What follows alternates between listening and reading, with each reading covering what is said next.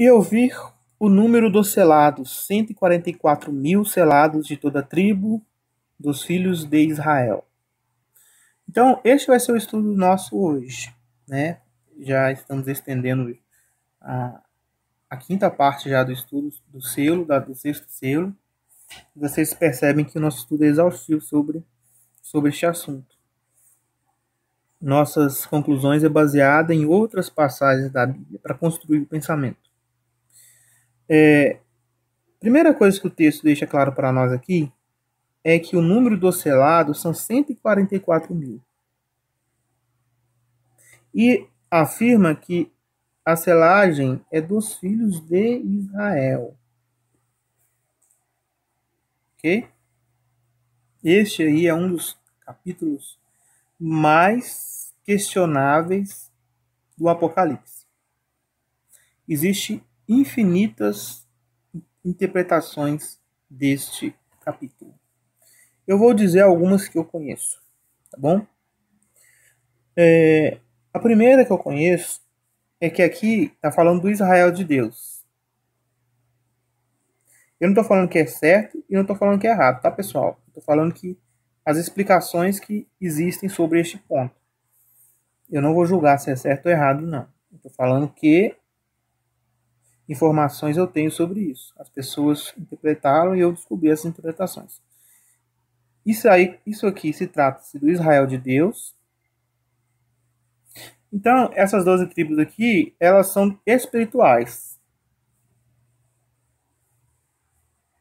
E existe 144.000 pessoas escolhidas por Deus que irão ser reis e sacerdotes com Jesus.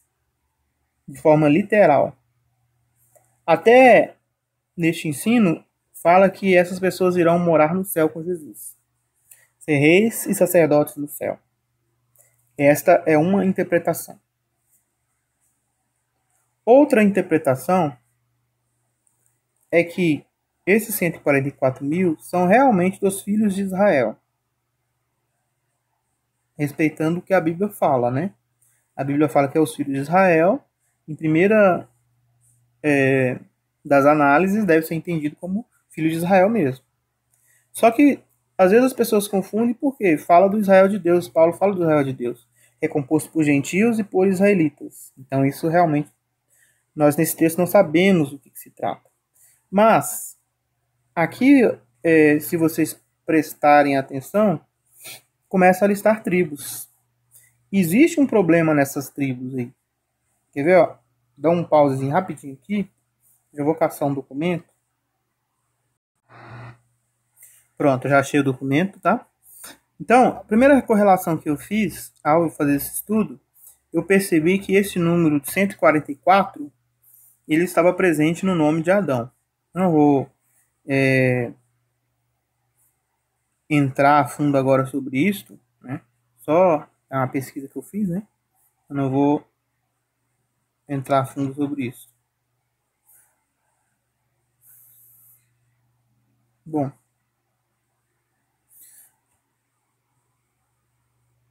continuando aquele raciocínio que eu estava falando, só para não perder aqui. Então, essa forma de entendimento de alguns grupos religiosos é que esses 144.000 aí são os judeus que vão ser selados antes da grande tribulação. E aí a igreja vai para o céu, né, vai ser arrebatada, e esses 144.000 aqui vão ficar dando testemunha na terra, para quando a igreja voltar, se tornar uma só coisa. É um entendimento muito estranho isso aí. Outros acreditam que esses 144.000 são realmente judeus, que vão ser selados, e que esses vão aceitar Jesus na última hora e vão ser parte do reino de Jesus. A Bíblia fala de 144.000 judeus e assim por diante. Agora vamos ver aqui o que eu estudei.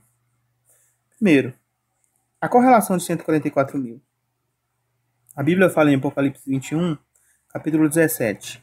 Ele mediu também as suas muralhas, 144 côvados, segundo a medida de homem, que é ao mesmo tempo a medida de anjo. Então, 144 na Bíblia é uma medida de anjo e uma medida de homem. refere-se a anjos e refere a homens. 144. E o 1000, onde saiu o 1000? O 1000 é do milênio, do meu ponto de entender, né? Está ligado aqui ao milênio. Aqui tem algumas projeções matemáticas, né? Por exemplo, 12 12 apóstolos vezes 12 tribos dá 144, né? A raiz de 144 é 12, né? O número dos 12 apóstolos, das 12 tribos. E 144 mil, a raiz de 144 mil é 12 mil, né? Que são exatamente os 12 mil que são falados lá em Apocalipse de cada tribo. O que pode ser esses 144 mil? Jesus disse, Lucas capítulo 20, 34. Os filhos desse sistema de coisas se casam são dados em casamento, mas os que são considerados dignos de ganhar aquele sistema de coisas e a ressurreição dentre os mortos não se casam, não são dados em casamento. De fato, eles não podem mais morrer, porque são como os anjos e são filhos de Deus por serem filhos da ressurreição. Então, uma possibilidade é que 144 mil não seja literal, seja simbólico. E ele refere-se à natureza angélica e humana ao mesmo tempo, dos que vão ser filhos do reino, como Cristo falou. Os que serão dignos da primeira ressurreição, né? No caso aqui não fala a primeira, mas se você for analisar isso da fundo, você vai perceber que está falando da primeira ressurreição. Eles, quando ressuscitam, não são dados em casamento, porque eles são como anjos. Então eles vão ter a natureza humana e a natureza angélica ao mesmo tempo. Não vão morrer. É uma mistura, né? Então 144 mil talvez está querendo referir-se à natureza dos que vão ser salvos em Cristo. Não um número literal. Entendeu? Qual que é a natureza dos que vão ser salvos em Cristo? Não vão mais morrer e não vão mais se casar. Serão parecidos com anjos. Não como anjos, né? Exatamente como anjos, espíritos, porque eles vão ter a natureza também humana. O apóstolo Paulo fala disso, né? Levaremos a natureza de cima e também permaneceremos com a natureza de baixo, de Adão. Referindo-se a isso, Paulo, em 2 Coríntios capítulo 5, fala: portanto, se alguém está em união com Cristo, é uma nova criação. Então, a nova criação, ela tem a natureza de homem e a natureza de anjo. Entende? Elas morrerão e não se casarão, e será uma nova criação. Gálatas 6 diz: no entanto, que eu nunca me orgulho de nada, a não ser da estaca de tortura de nosso Senhor Jesus Cristo. Por meio dele, o mundo para mim está morto, e eu estou morto para o mundo. Pois o que me importa não é circuncisão nem circuncisão, mas ser uma nova criação. Este é o ponto. Então, ser uma nova criação. O apóstolo Paulo queria ser uma nova criação. E ele disse que não importava circuncisão nem circuncisão. Ou seja, não está querendo dizer judeu nem grego. Nem judeu nem gentil. A nova criação é composta dos dois grupos. Então pode ser realmente que os 144 mil, ele não está falando a respeito de judeu carnal, mas está falando de pessoas que vão ser nova criação, independente da sua nacionalidade. Efésios 2. Por meio de sua carne, Jesus, ele aboliu a inimizade, a lei de mandamentos em forma de decretos, para fazer dos dois grupos, gentios e judeus, que estão em união com ele, um novo homem. Então, eu acredito no um novo homem, que é o corpo de Cristo, a congregação, que é a congregação do Deus vivo, que foi estabelecido por meio de Jesus, e ele aboliu a inimizade entre judeus e gentios. Ele tinha o pequeno rebanho, né, de judeus, e ele chamou outras ovelhas dos gentios para fazer parte do seu corpo. E esses aí vão se tornar um novo homem, o Cristo. Romanos capítulo 12, 4.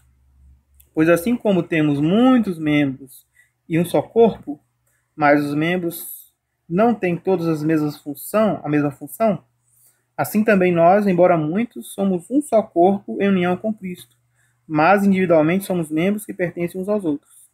Paulo atesta então que, embora cada membro do corpo tem a sua função, todos fazem parte do mesmo corpo. Que é qual é o corpo? O novo homem.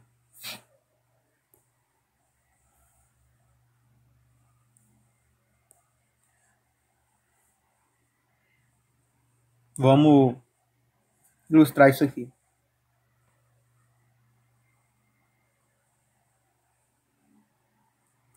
O novo homem, o cabeça é Cristo.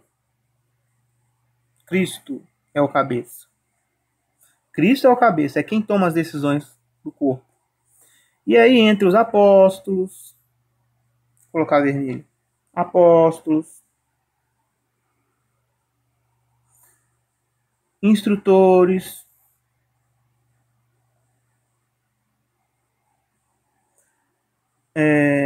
discípulos, e vai indo. Cada membro da congregação cristã é um membro do corpo, do novo homem. O que é o novo homem? O novo homem completo é Cristo. Mas não é Jesus Cristo, entende? Cristo significa ungido. O novo homem é Cristo.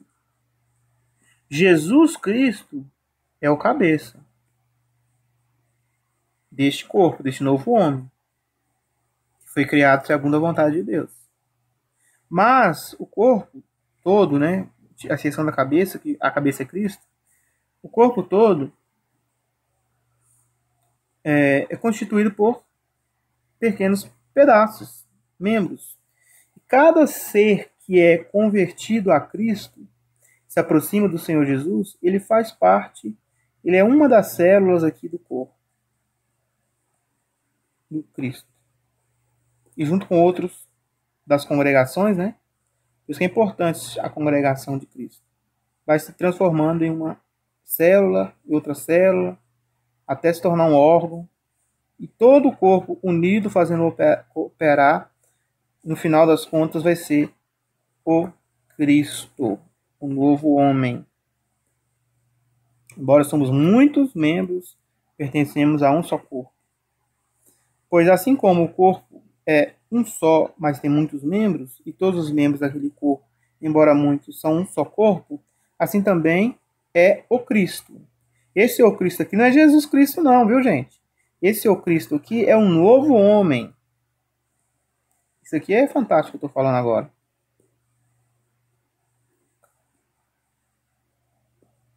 O novo homem. O Cristo. Chamado aqui de o Cristo. Pois deveras todos nós somos batizados por um só Espírito, o Espírito de Cristo, em um só corpo, no corpo de Cristo, quer judeu, quer grego, quer escravo, quer livres. E todos nós se fez beber de um só Espírito.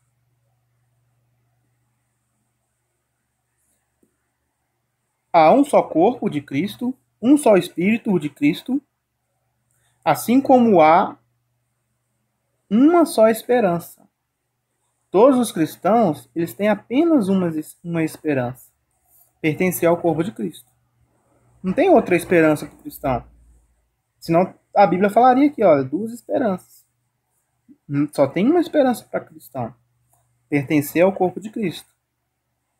A que foram chamados a um só Senhor, Jesus, uma só fé em sua morte e um só batismo na sua morte.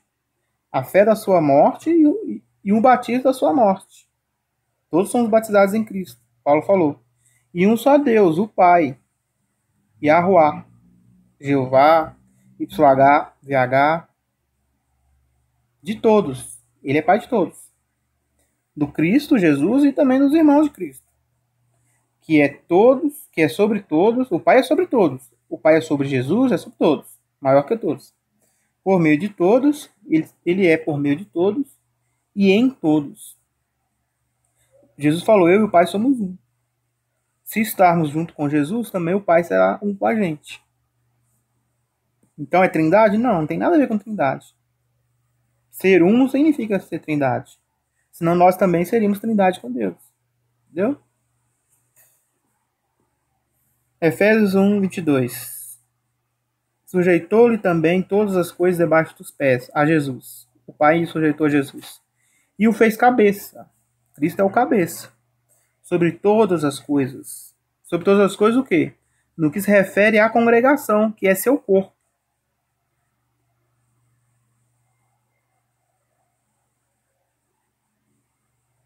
Cristo,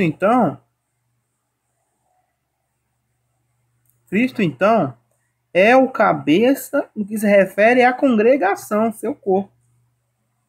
Congregação, seu corpo. Como é que você pode dizer que você faz parte da congregação de Cristo se você não é corpo de Cristo? Se você não faz parte do corpo de Cristo, você não está na congregação de Cristo.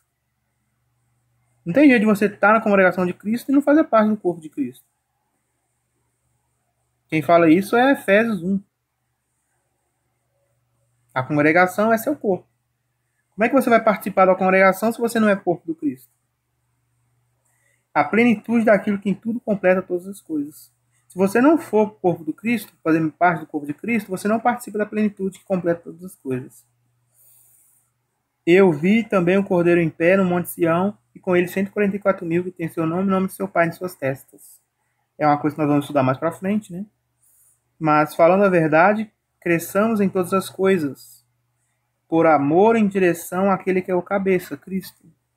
Por meio dele, de Jesus, todo o corpo, nós, é harmoniosamente unido e coordenado mediante as juntas que suprem o que é necessário.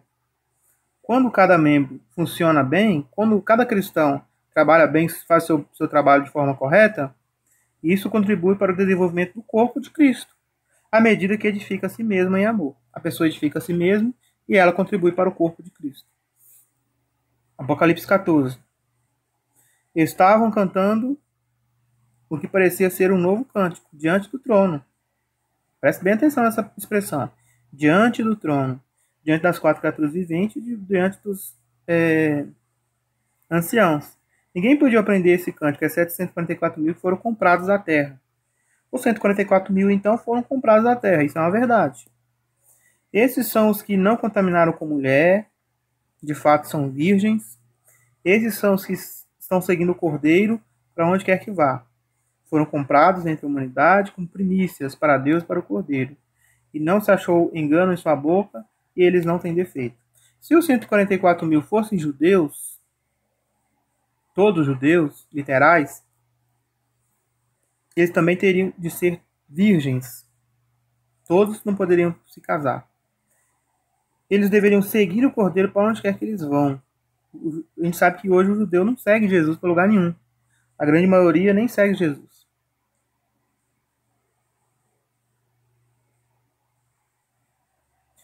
Não se achou engano na sua boca, ou seja, eles não poderiam falar nada enganoso, nem defeito.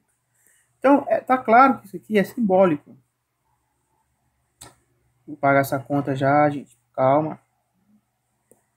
É claro que é simbólico essas descrições. Os 144.000. Se os 144.000 fosse literal, eles também deveriam ser virgens, eles deveriam ser perfeitos, eles deveriam ser todos homens e deveriam ser todos judeus. Então, mostra aqui claramente que isso é um simbolismo, né? Talvez os 144.000 aqui está querendo dizer a natureza que eles vão ter, que nós já falamos. Tanto é que a característica de 144.000 é bem parecida com a característica dos 144.000. Aqui, ó, fala que os 144.000 está diante do trono. E os grande multidão também está em pé diante do trono. E estão de vestes brancas. Quem veste vestes brancas? Os vencedores. Então, a grande multidão está diante do trono e veste veste branca. Aqui até fala que a grande multidão está no céu. Não. Eu vi que parecia uma voz de uma grande multidão no céu. Né? Andarão comigo com vestes brancas. Apocalipse 3. Porque são dignos. Aquele que vencer estará vestido de vestes brancas. Se os 144.000 ele é literal, e, o 140, e a grande multidão é literal também, por que, que as descrições de 144 mil de grande multidão combinam? A grande multidão está vestida de vestes brancas. Quem vencer vai vestir vestes brancas. Pelo que nós entendemos, os que vencerem são os que fazem parte dos 144 mil. Então, os da grande multidão também fazem parte dos 144 mil, porque vestem vestes brancas, estão diante do trono, prestam serviço sagrado a Deus no seu templo.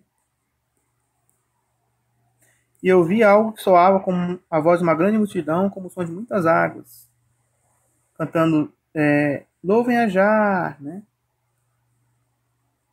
Olha só, a grande multidão está lá cantando. Louve a Jah. Nosso Deus Todo-Poderoso começou a reinar. Fiquemos alegres, cheios de alegria. E damos glória porque chegou o casamento do Cordeiro. E sua esposa já está preparada, né? Ou se preparou. E aí, olha, foi concedido vestir linho fino, brilhante e puro. O linho fino representa os atos dos santos. Linho brilhante aqui é branco, linho branco, roupa branca. Quem veste roupa branca vai se casar com o Cordeiro, vai vencer. A grande multidão também vai usar roupa branca, usa roupa branca. Depois eu vou fazer um estudo só sobre isso, né? É um estudo fantástico, que é só um estudo rápido, né? Pra gente sair do capítulo 7 de Apocalipse, e depois eu vou entrar só nesse tema de 144 mil e grande multidão detalhadamente. Aqui é só uma pincelada só. E quando ele abriu o quinto selo, viu por baixo do altar as almas dos que tinham sido mortos, por causa da palavra de Deus e por causa do testemunho que haviam dado. Eles chamaram em voz alta, clamaram: Até quando, soberano Senhor, santo e verdadeiro, tu te refrearás de julgar os que moram na terra e vingar o nosso sangue, que eles derramaram? E cada um deles foi dada comprida veste branca, como as compridas vestes brancas que a grande multidão usava, como 144 mil vão usar, porque as vestes brancas é o elo de ligação entre tudo. E foi-lhe dito que descansasse por um pouco.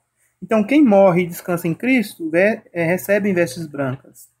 Os vivos, eles vão sendo transformados, e quando Cristo chegar, eles vão ser transformados, e eles embranqueceram sua veste no sangue do Cordeiro. No final das contas, 144 mil, grande multidão, é tudo a mesma coisa. Quem são esses que vestem compridas vestes brancas? Viram? De onde vieram? Esses que saem da grande tribulação, lavaram seu sangue, lavaram suas vestes compridas, e os embranqueceram no sangue do Cordeiro. Os que morreram recebem compridas vestes brancas. Eu vou fazer um estudo só sobre vestes brancas. Eu vou só adiantar aqui, vestes brancas é a recompensa que todos vão receber. Nesse sentido aqui, ó, eles têm a garantia de prêmio. Então, os que morreram em Cristo estão guardados para a ressurreição e vão receber a veste branca. O que é a veste branca? A incorrupção, a glória, a glorificação que isso vai dar aos seus que vencerem. Então, esses aqui já venceram, que já morreram. Os que saem da grande tribulação, os vivos, Paulo fala, né? Nem todos morreremos. Os vivos, eles recebem no final. Na verdade, o recebimento dessas vestes brancas é a transformação das vestes em brancas, porque lavaram suas vestes compridas no sangue do Cordeiro. É por isso que eles estão diante do trono, tá vendo? Eles têm a autoridade de estar diante do trono. Prestam serviço sagrado dia e noite. Se eles não fossem os 144 mil, né, reis sacerdotes, eles nem poderiam prestar serviço no templo.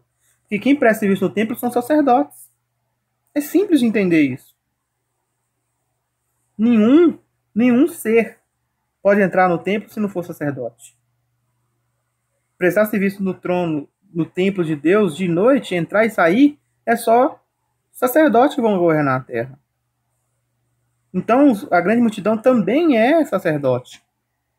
Só que a diferença da grande multidão é que esses aqui, olha, são os que vão ser transformados. É o mesmo grupo, 144 mil, e E grande multidão é a mesma coisa. Só que é explicado em situações diferentes, vamos dizer assim. 144 mil focando nos judeus, na salvação dos judeus, que também vão passar por provações, dificuldades, e grande multidão de todos os outros concrentes do mundo, que vão se achar limpos e dignos quando o Cordeiro aparecer. E isso está de acordo, olha, o apóstolo Paulo falou, pois nós sabemos que se a nossa casa terrena, esta tenda for destruída, teremos o edifício da parte de Deus, referindo-se a isso. A veste branca, né? Tudo bem. O que queremos agora mostrar é essa parte aqui, ó.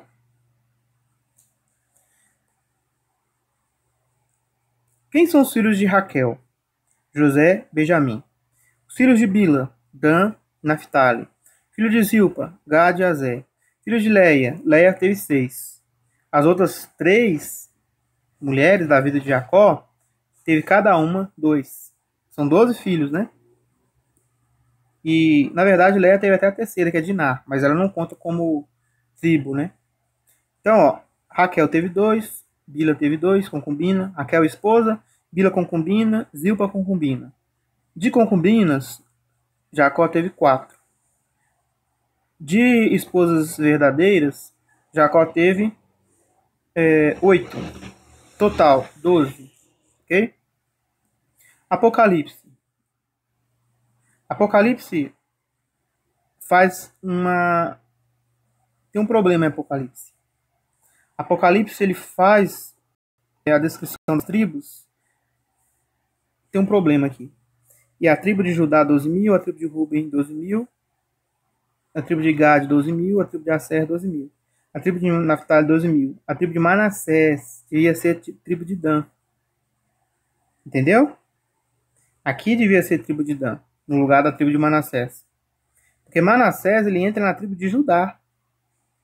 Entende? Manassés não recebeu, não era legítimo das tribos. Ele recebeu essa autoridade depois. A tribo de Simeão, 12 mil. De Levi, 12 mil. Isacar, 12 mil. Zebulão, 12 mil. Aí entrou José aqui, ó. José, a tribo de José, porque quando a nação foi dividida na terra, Levi não teve herança. Levi, a herança de Levi era o próprio Deus e o templo. Então Levi sai, aí ficou 11 tribos. Para suprir as 11 tribos, dividiu uma tribo em 2. Qual tribo foi dividida em 2? Tribo de José. Aí parou de existir a tribo de José. Não falava tribo de José, falava tribo de Manassés e Efraim. A de José ficou com Efraim como cabeça. José ganhou a primogenitura, né, de Jacó, quando ele foi dividir as bênçãos. E foi passada essa primogenitura direto para Efraim. E Manassés ficou com a porção de Levi. Continuam as 12 tribos, entendeu? Por isso que aqui em Apocalipse, a descrição de Apocalipse, ela tem um problema, ela tem um erro aqui. Esse é um dos motivos de eu acreditar que essa descrição aqui não refere-se a números literais. Quer dizer, 12 mil judeus de Judá, 12 mil judeus de Ruben, 12 mil hebreus de Gad, e assim por diante. Mesmo porque, lógico que a gente sabe que o Eterno que vai escolher, é o Eterno que sela. Mas onde estão esses caras hoje? Essas tribos hoje? Estão espalhadas, né? E a Bíblia fala que todas elas vão voltar a Israel. Mas será que vai voltar só 12 mil? Ou está querendo dizer que só 12 mil delas vão ser reis, sacerdotes? Então os sacerdotes vão ser só reis, sacerdotes no reino de Cristo? Vão ser só os da tribo de Israel? Deus não vai escolher nenhum gentil para ser rei e sacerdote? Vai participar do reino, mas não vai ser rei nem sacerdote? É estranho, porque parece que a Bíblia fala que só tem uma esperança. Todos que são em Cristo vão ser reis e sacerdotes. Entende? Vamos continuar. Aqui está a descrição, né? Cada um com a sua mãe, né? Aqui está a ordem de nascimento. Primeiro Ruben, Simeão, Levi, Judá, Dan, Naphtali, Gad, Azé, Isacar, Zebulão, José e Benjamim. A ordem que nasceu. No mínimo, se fosse a nação de Israel, que estava falando em Apocalipse, deveria ser essa descrição aqui, ó. Essa descrição deveria ser a que deveria falar. A ordem do Apocalipse começa com Judá, tá vendo? Tudo diferente da ordem de nascimento. Começa com Judá, por quê? Porque Judá Jesus veio de Judá, né? Olha que interessante isso. Aí colocou Judá na frente de todo mundo. Aí depois veio Ruben, Gad. Aí começa, Ruben. Aí depois vem Gad. Cadê Gad? Gad é aqui, ó. É o filho da... Gad é o filho da Zilpa, né? Então veio um filho da Leia, da Lia, né? Ou Leia, né? Tanto faz. Veio um filho da Lia, Ruben. Judá, Lia, Leia. Lia, Zilpa. Né? Gad é filho de Zilpa. Aser é filho de quem? Zilpa de novo. Zilpa. Naftali é filho de quem? Naftali. Bila. Tá vendo? Depois, por fim, olha, os filhos da Raquel é a por último, né? Nas duas listas ela fica por último. Parece que... Aqui, ó. Levi. Eu fiz aqui um... O que muda? Olha a diferença. Olha o que eu... Deu um trabalhão isso aí, mas eu fiz. A ordem de nascimento e a ordem de Apocalipse. Então, ó, mudou. Ó. O quarto veio pro primeiro. O segundo veio pro segundo. O primeiro veio pro segundo. O sétimo veio pro terceiro. O oitavo veio pro quarto. O sétimo veio pro quinto. O sexto veio pro quinto. O quinto veio pro sexto. O terceiro veio pro sétimo. O terceiro veio pro oitavo, né? O segundo veio pro sétimo, o terceiro veio pro oitavo. E depois continua. Não muda nada a estrutura. Ordem de nascimento, ordem de Apocalipse. Então tá aqui, ó. Na Apocalipse. Olha só que interessante isso. Tem que só quebrar a cabeça mesmo, pessoal, pra gente tentar entender isso aqui. Aqui, ó. Na ordem de nascimento. Primeiro, 4 filhos direto de Leia. Depois tem as filhas de Bila, depois a filha de Zilpa. Depois tem, de novo, mais 2 filhos, né? Ela tem mais 2 filhos, Leia, Isca e Zebulon. E por último, José e Benjamim nascem. Olha o Apocalipse como está essa sequência.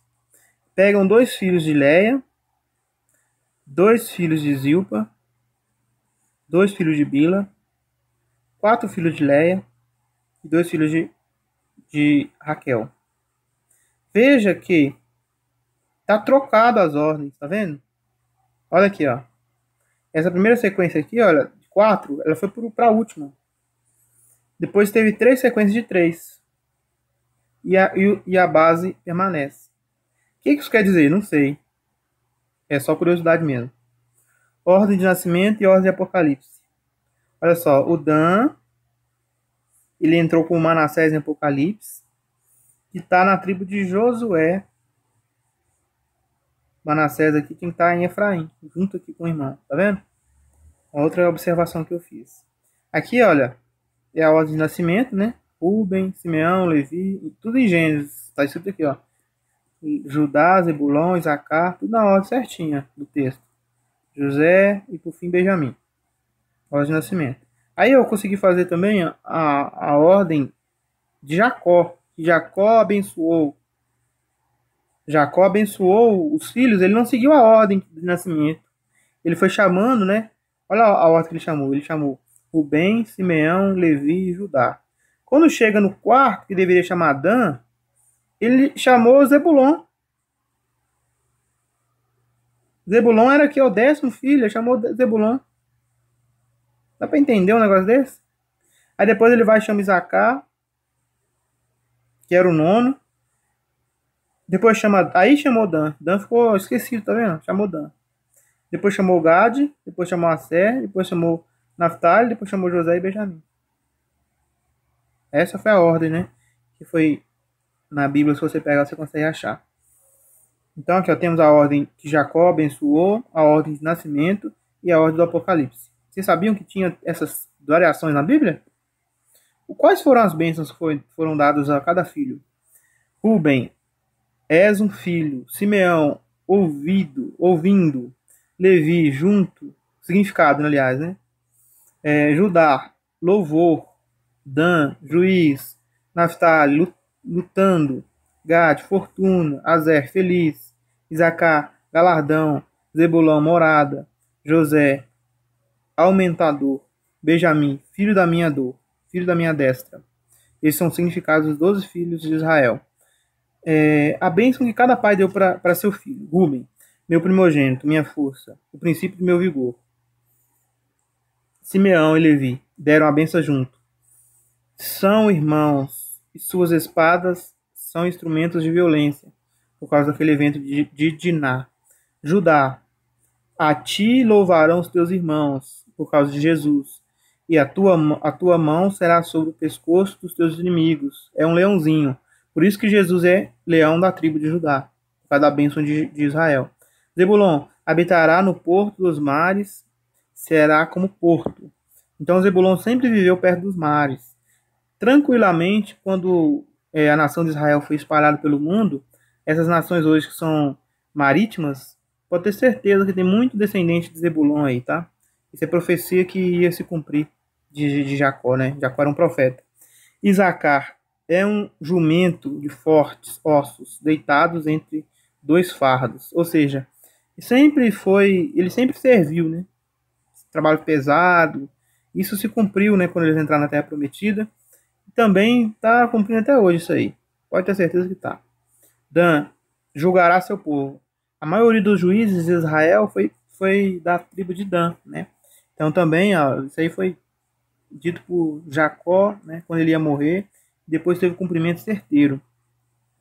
Gade, uma tropa o acometerá, mas ele o acometerá por fim. Ou seja, Gade ia ser atacado, mas ele no fim prevaleceria.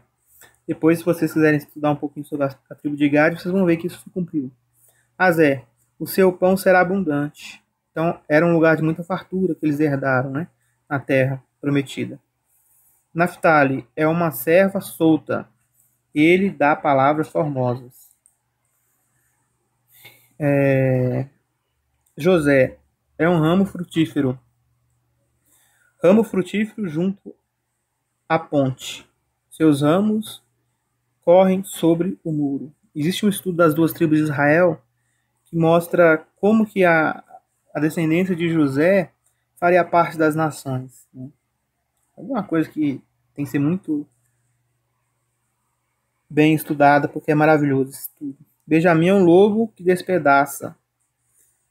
Pela manhã comerá a presa e à tarde repartirá o despojo. Benjamim é uma das únicas nações hoje, da tribo, né, que permaneceu, né, que tem sua identidade ainda. É tribo de Benjamim, tribo de Judá e tribo de Levi. O resto tudo foi espalhado, ninguém sabe onde é que está esse povo, né?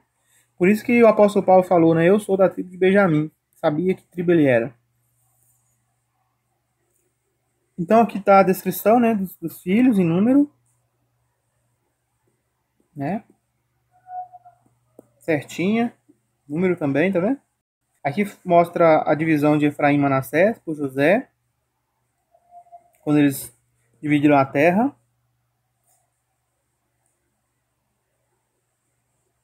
Mostra os registros, né, de cada tribo. Esses textos aqui todos fazem isso. Então, no fim, eu consegui montar a ordem que Jacó abençoou seu filho, a ordem do nascimento deles, a ordem de Apocalipse e a ordem que Moisés usou para separar a terra. Todas elas têm diferença. Todas elas têm diferença uma da outra. Nenhuma delas permanece igual. O que isso quer dizer para nós?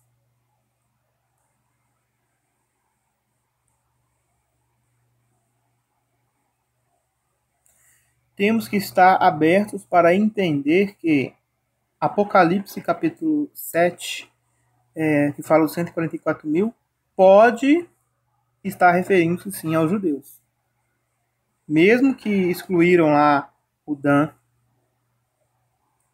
mesmo que excluíram o Dan lá da contagem, Por quê? Porque na Bíblia não tem uma ordem certa. Se você falar assim, ah, não, a ordem certa é essa. Mas e esta aqui? E esta aqui? E esta aqui? Tem 4? Qual que é a certa? Eu falaria que a certa é a de nascimento. Eu falaria que a certa é a de nascimento. Mas por que que Jacó, quando foi abençoar, não seguiu a ordem certa? Por que que Moisés, quando foi para a terra, não seguiu a ordem certa? Moisés, inclusive, passou José na frente de uma galera. E Moisés nem colocou Levi na história, porque Levi não recebeu promessa. Então não tem como nós falarmos que, por causa que Apocalipse não usam a ordem correta, qual que é a ordem correta? De nascimento seria a correta? A de Jacó, quando foi abençoar, é a correta? A que Moisés usou para repartir a terra é a correta? Quer dizer que isso aqui refere-se a Israel, isso aqui refere-se a Israel, isso aqui refere-se a Israel, isso aqui não refere-se a Israel. Vai falar assim, você está se contradizendo, porque você está falando que os 144 mil pode ser as pessoas das nações. Eu estou falando que pode ser as pessoas das nações, como eu estou falando que pode ser os judeus também. Eu estou aberto a isso. Eu não tenho uma mentalidade fechada com relação a isso. Eu não acho que 144 mil seja literal, realmente. Mas eu também não estou desqualificando a descrição de Apocalipse por causa das descrições que eu pego na Bíblia de outros textos. Porque se eu pegar em outras ocasiões, eu vou ver também que tem mudança, tem diferença. É um raciocínio inválido. Você não pode desqualificar aqui essa parte que fala que não é de judeu, porque a de judeu é essa. Sendo que você também teria que estar falando que essa aqui então está desqualificada. Está desqualificado. Ah, mas isso aqui eu tenho certeza que é de judeu porque estava repartindo a terra para os judeus. É, exatamente. Ah, isso que eu tenho que ter certeza que Jacó estava dando bênção para seus filhos. Exatamente. Ah, isso aqui tá ordem de nascimento, exatamente. Ah, isso aqui pode não ser judeu por causa que Paulo falou que Israel é espiritual. Aí é outra história. Mas será que esse raciocínio pode desqualificar isso aqui, referindo-se aos judeus? É uma pergunta e tanta, né? Então não tem como nós batermos a marreta e falar que Apocalipse capítulo 7 não refere-se a judeus. Totalmente. Eu tenho motivos para acreditar que, por um lado, possa estar falando de judeus e, por outro, está falando de todos os que vencem Cristo. Tenho bons argumentos para os dois lados. Ok? Voltando lá no estudo. Então, aqui, ó, vamos estar falando das tribos, né? E aí, o que eu queria frisar é aqui é o seguinte. Apocalipse, pessoal. A Bíblia. Apocalipse não, a Bíblia. A Bíblia, eu vou pegar lá de novo, eu vou fazer um desenho.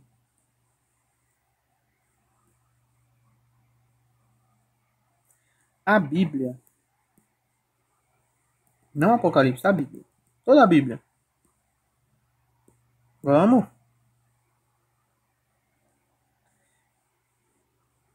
Eu acho que é melhor isso, né? Acho que é melhor isso. Vai. Quero mais firme. Esse. Acho que esse dá. A Bíblia, pessoal. Não Apocalipse, a Bíblia. Ela fala de uma coisa. Vamos fazer uma caixinha aqui. E para falar dessa coisa, às vezes ela usa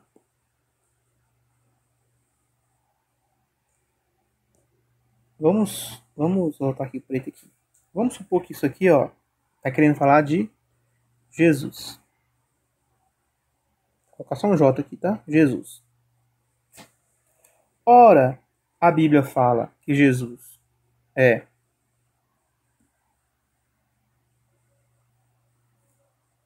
leão da tribo de Judá. Ora, fala que ele é um cordeiro. E ora, fala que ele, vamos pensar uma outra coisa aqui, é cabeça.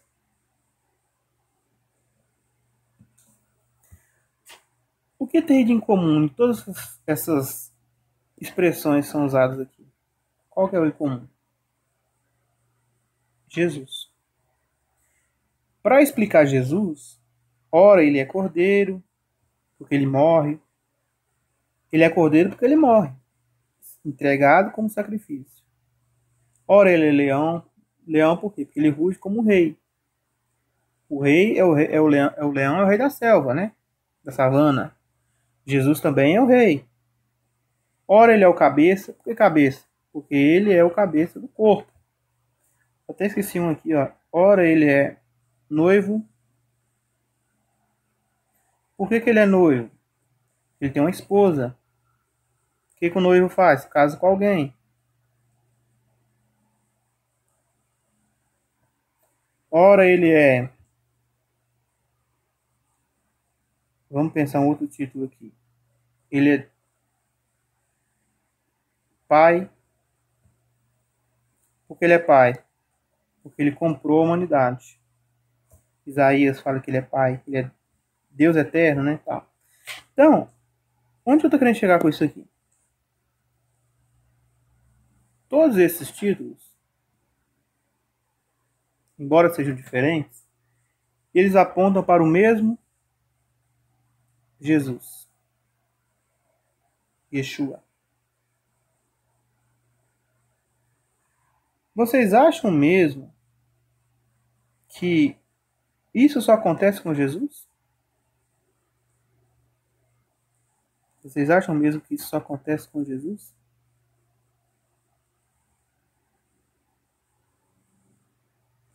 Vamos aqui, ó. Agora vamos aqui, ó. Com os discípulos de Cristo.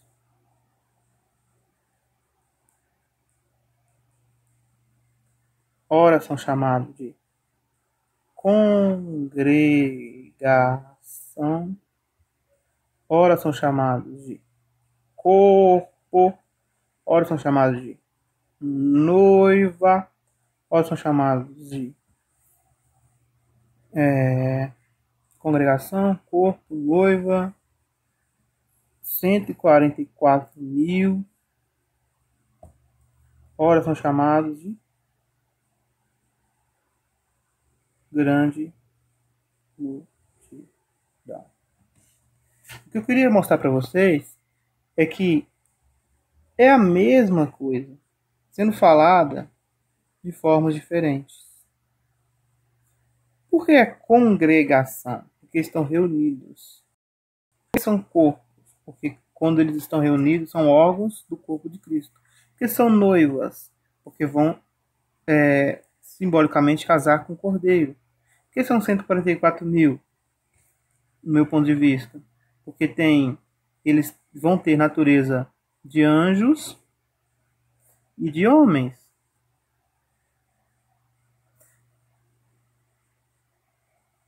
Por que são grande multidão? Porque são muitos que serão salvos da grande tribulação. Então, não é visões diferentes de acontecimentos diferentes. É a mesma coisa sendo falada de formas diferentes. Depois de Jesus esperar o João ver a selagem dos cristãos verdadeiros, antes de soltar os ventos da grande tribulação, isso aqui, olha, essa contagem dos santos, que foi identificados como judeus, pode ser que refira-se também aos judeus, né? Mas eu entendo que isso aqui refere-se ao quê? Isso aqui é a selagem dos que são de Cristo. E a selagem acontece antes da grande tribulação. E a grande multidão, por que fala assim, ó, depois dessas coisas? Depois da selagem. Tanto é que a grande multidão é vista depois da grande tribulação. Saíram da grande tribulação. Entende? O que difere aqui desse pedaço de cima para esse pedaço de baixo aqui, ó, não é grupos diferentes. É o tempo. Vou lá até no desenho lá, pra vocês entenderem melhor.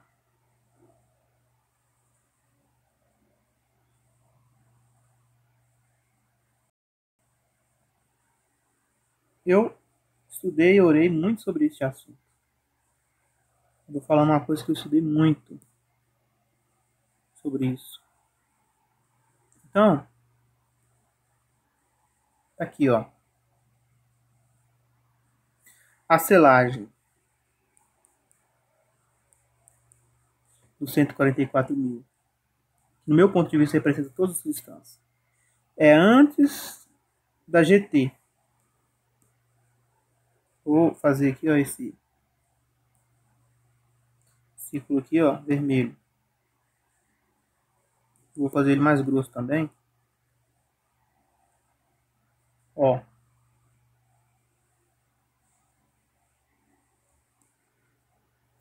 Então, do texto de Apocalipse, né? Apocalipse. Opa.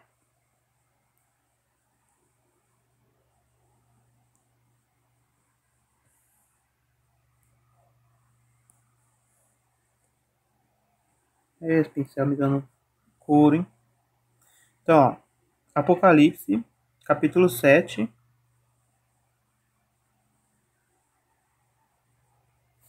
que é do 1 até o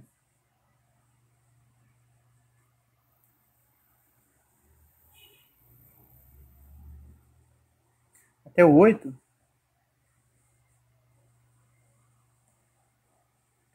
Até o 8 é a selagem antes da grande tribulação. A grande multidão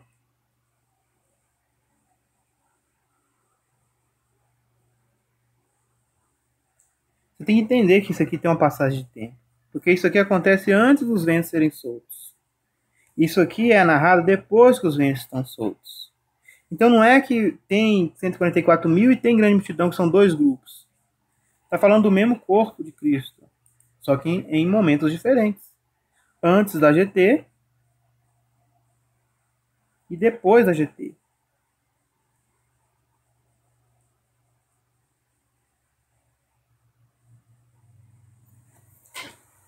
Entendeu? Antes da grande tribulação, selagem de 144 mil, que representa a totalidade dos judeus. Pode estar naquela questão do judeu espiritual? Pode. São todos os que pertencem a Cristo. Pode ser só judeu também? Pode. Não tem como a gente bater o martelo nisso aí ainda não, entendeu? Vamos ter que esperar para ver. Esperar o Espírito Santo revelar a gente, ou esperar mesmo acontecer pra gente saber que é isso ou aquilo. Não dá para afirmar. Mas pelos meus estudos eu entendo que, vamos deixar em aberto aqui, quem são esses 144 mil? Literal, eu entendo que não seja. Eu entendo que não seja literal.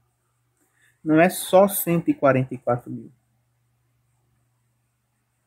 Faria sentido, né? 144 mil, grande multidão. Aqui é o quê? Um grupo e aqui é um outro grupo. Mas o que está dividindo as duas partes não é isso aqui. Não é os dois grupos sendo diferentes. É a questão do tempo. Um é antes da grande tribulação e o outro é depois da grande tribulação. Parece que está falando do mesmo grupo. 144 mil e grande multidão. Ah, mas por quê? Nós já vimos aí em alguns estudos, né?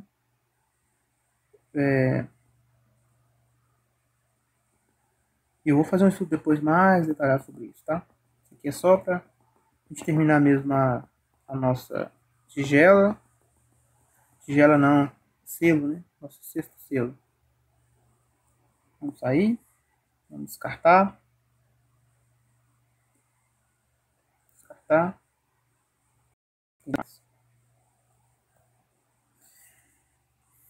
Entenderam, pessoal, como eu entendo essa parte da profecia? Cada um tem o direito de decidir entender da forma que quiser, né? Da forma que achar mais interessante aí. Não sou o dono da verdade. Pelos meus estudos, eu entendo que o sexto selo está falando sobre o julgamento de Deus para com as nações, as estrelas, tudo vai escurecer e tal. E Jesus, ele vai com seus anjos, como ele disse, né? Ele vai selar os que são deles e estes vão ser salvos.